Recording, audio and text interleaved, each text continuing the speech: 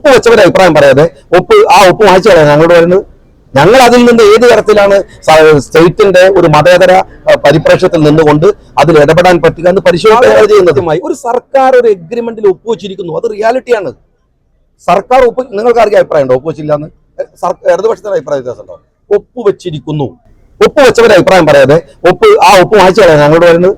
ഞങ്ങൾ അതിൽ നിന്ന് ഏത് തരത്തിലാണ് സ്റ്റേറ്റിന്റെ ഒരു മതേതര പരിപ്രേക്ഷ്യത്തിൽ നിന്നുകൊണ്ട് അതിൽ ഇടപെടാൻ പറ്റുക എന്ന് പരിശോധിക്കാൻ ഞങ്ങൾ ചെയ്യുന്നത്.